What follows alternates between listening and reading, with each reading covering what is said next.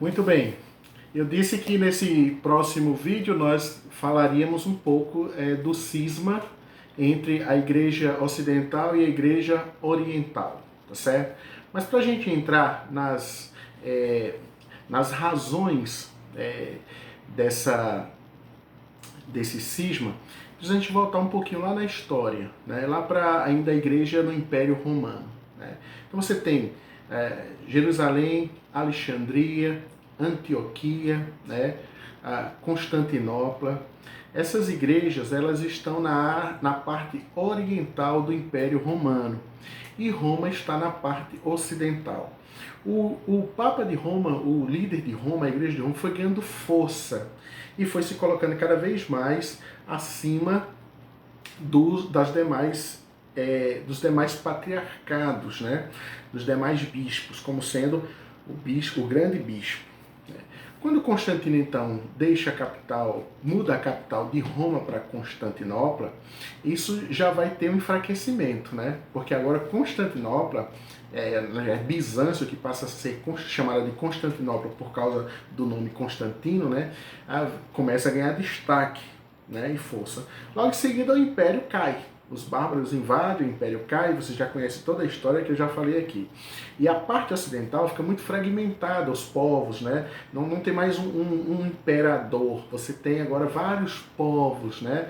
Que estão ali governando, lutando entre si, tentando então sobreviver. Mas a parte oriental, ela permanece como império, né? Ou seja, a Constantinopla como império. E essa ala mais oriental é uma área mais da reflexão, da filosofia.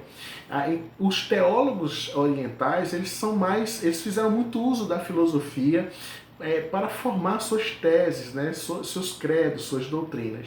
A ala ocidental já era uma ala mais prática, o romano era algo mais prático. Segundo alguns historiadores, a ala ocidental não dava muita trela para muita reflexão filosófica, não. Então aí você já tinha algumas divergências. E aí teve, então, nesse período, controvérsias iconoclastas, nós vamos ver controvérsias sobre se podia fazer uso de imagens no culto. A parte oriental dizia que não, a parte ocidental dizia que sim, que poderia. E isso já foi começando a se arranhar.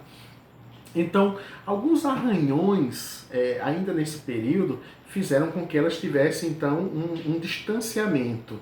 Porém, ainda a ala oriental considerava a ala ocidental, Roma, como um patriarcado. Né? Não se submetia, mas considerava como igreja genuína cristã. Então foi assim até 1054, né? 10 séculos, né? 5 séculos aí, 6 séculos, eles vinham se relacionando entre altos e baixos, entre algumas divergências. Mas essas divergências foram, em certo momento, se agravando cada vez mais. Quando teve as cruzadas, por exemplo, né, aliás, as cruzadas vieram quando os muçulmanos invadiram, dominaram aquela região toda, dominaram Jerusalém, dominaram toda a Palestina, a Síria, Alexandria, o Egito, né, as demais igrejas, regiões que tinham igrejas com grandes pensadores, fizeram tantas reflexões teológicas que contribuíram com a doutrina, né, que sim, o pensamento, né, da igreja. E a ala ocidental pouco fez para ajudar em alguma coisa. E Constantinopla cercada ali por muçulmanos, tentando constantemente se apoderarem, mas ela resistiu e o Império Bizantino, esse Império de Constantinopla, durou muito tempo mesmo, não caiu, apesar de estar fragilizado, mas ele não caiu. Então havia várias rupturas relacionais, políticas e questões também doutrinárias. Mas em 1054 vai então acontecer um rompimento mesmo.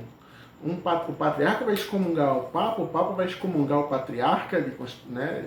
O Papa de Roma excomunga o o patriarca de Constantinopla, o patriarca de Constantinopla excomunga o Papa de Roma, e aí então há um cisma completamente. E aí eu quero chamar vocês para a gente ver aqui algumas razões desse cisma, né, do porquê aconteceu essa separação agora definitiva entre essa igreja que ainda era uma, com patriarca, com a consideração de que Constantinopla era a igreja de Cristo, inclusive até o século VII, todos os papas que eram eleitos em Roma, eles de certa forma pediam a confirmação, ou seja, pediam o reconhecimento da igreja que estava na parte oriental, em Constantinopla. Até 700, né, até o sétimo século, acontecia, a igreja reconhecia o imperador de Constantinopla. Depois foi que nunca mais aconteceu isso, e isso começou a se agravar cada vez mais até 1054, onde houve o rompimento total entre as duas igrejas. Então nós vamos ver aqui 6 razões, e essas 6 razões são apontadas pelo presbítero Solano Portela, que é um teólogo da Igreja Presbiteriana do Brasil, e eu quero somente citar aqui e comentar essas 6 razões que ele coloca, eu achei bem interessante, né? Então ele diz que o cisma, entretanto, não ocorreu em cima de um incidente específico, mas sacramentou uma divisão de doutrina, interesses e estilos que já vinha sendo consolidada ao longo dos últimos séculos. Aí ele então cita as principais razões do ocorrido. A primeira razão, segundo o teólogo Solano Portela nesse artigo sobre a igreja ortodoxa grega oriental, é que houve a controvérsia iconoclástica. Ele diz o seguinte, que quer dizer uma discordância contra a utilização de imagens. O imperador Leão Iassuriano, no ano 726, emitiu o primeiro decreto contra a utilização de imagens na adoração. Nessa ocasião, isso já era uma prática crescente, trazida do paganismo para o seio da igreja. Ocorre que o islamismo exerceu intensa pressão, pois acusava a igreja de politeísmo. Leão agia por pressão e medo dos maometanos, bem mais do que por convicção. Ele foi apoiado pelo patriarca de Constantinopla, que representava o ramo oriental da igreja. O imperador Leão, imperador de Constantinopla, lembrando que nesse contexto histórico o imperador ele tomava decisões em nome da igreja, ele era a autoridade máxima da igreja, entendeu? Então, diferente da ocidental. A ocidental, os reis, os imperadores, eles não tomavam a decisão da igreja. Aí, o Papa era que tomava. Então, tinha essa questão. Enquanto que a ala ocidental não se sujeitava, nesse sentido, aos suceranos, né, os reis, os imperadores. A ala oriental, sim, ela se sujeitava.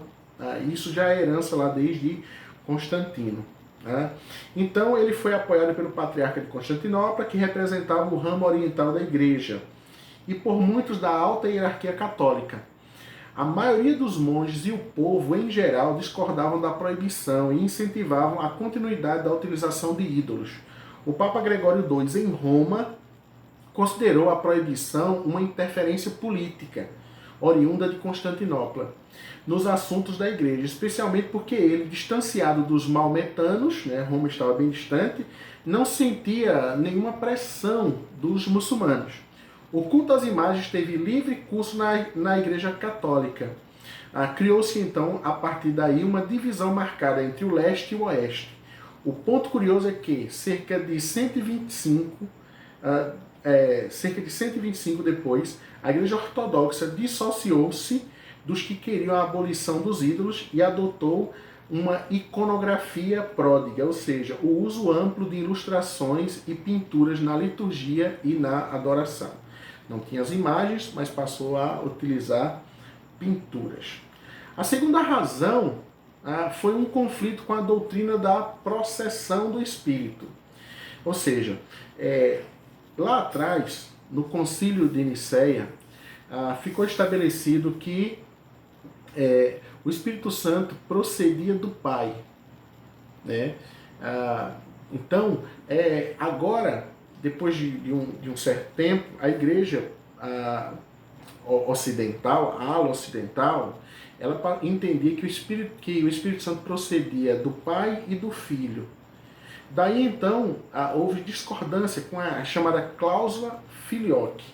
Cláusula filioque, que no latim significa e do Filho, e procedente do Filho, que o Espírito Santo era procedente do Filho. Essa declaração substancia aquilo que entendemos como subordinação econômica. Ou seja, enquanto as três pessoas da Trindade se constituem em uma só pessoa divina e são iguais em poder, prerrogativas e essências, chamamos isso então de trindade ontológica, né? O ser, no relacionamento com a criação, com a obra redentora, se entende que há uma subordinação, mas é uma subordinação de papéis, que está relacionada a essa atuação didática das três pessoas da Trindade na salvação e redenção do mundo, do homem. Porém, a ala oriental não aceitava essa tese de que o Espírito Santo procedia também do Filho. Isso já foi um dos motivos da igreja se arranhar. A terceira razão foi uma falta de predisposição tanto do Papa em Roma como do patriarca em Constantinopla de se submeterem um ao outro. Ou seja, estavam medindo forças, queda de braço. Até o século IX, todos os papas eleitos em Roma procuravam confirmação e concordância de suas eleições junto ao patriarca de Constantinopla. Assim, procurava manter-se a unidade da ala oriental da igreja com a ala ocidental. Gregório III, entretanto, foi o último papa a obter confirmação. Em 781, os papas deixaram de mencionar o nome do imperador de Constantinopla em seus documentos. A quarta razão é que não existiam limites muito bem estabelecidos com relação às áreas que deveriam ser regidas por Roma ou por Constantinopla. Os poderes se confundiam, as hierarquias se mesclavam. Isso resultava em constantes conflitos relacionados com a jurisdição de cada ala. A quinta razão representa as dificuldades culturais existentes entre o Oriente e o Ocidente. Tais diferenças sempre prejudicaram o entendimento e a cooperação entre as duas alas. Pouco a pouco, as diferenças culturais foram se incorporando também na liturgia. A Igreja Oriental foi ficando cada vez mais introspectiva, mais monástica, mais mística, e a Igreja Ocidental foi se tornando cada vez mais inovadora, mais eclética na questão de se relacionar com as coisas à sua volta, inclusive na absorção de práticas pagãs. A sexta razão é que a Igreja Oriental se colocava sob o imperador que regia em Constantinopla, enquanto que a Igreja Ocidental, naquela ocasião, reivindicava a independência da ação do Estado e o direito de exercitar a regência moral sobre os reis e governantes. Enquanto uma se submeteu ao imperador, a ala oriental, a ocidental, na verdade, queria reger os governantes. Assim, no ano de 1054, a bula papal de excomunhão do patriarca foi depositada no altar da igreja de Santa Sofia, em Constantinopla. Houve retaliação por parte do patriarca de Constantinopla e o cisma estava configurado. A partir daí, a história se divide e passamos então a acompanhar o cristianismo olhando para a igreja oriental de forma muito vaga e olhando com mais intensidade para a igreja ocidental, porque nós estamos desse lado de cá. Por isso que na história do cristianismo nós damos mais ênfase aos atos da igreja ocidental, que está em Roma, né, com a sua sede, a Santa Sé, do que a igreja católica apostólica ortodoxa em Constantinopla. Certo? Essa igreja católica apostólica ortodoxa é muito forte também na Rússia, né? Ela é uma igreja que ela está em alguns países do leste europeu.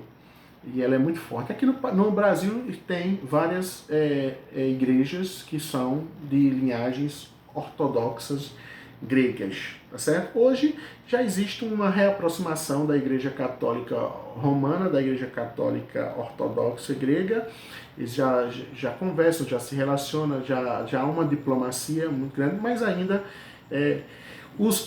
as bulas de excomunhão já foram abolidas tanto pelo patriarca da Igreja Oriental como o Papa da Igreja Ocidental. As bulas de excomunhão já foram todas anuladas, mas ainda caminham como igrejas distintas, só que com relação diplomática hoje um pouquinho mais próximas, tá certo?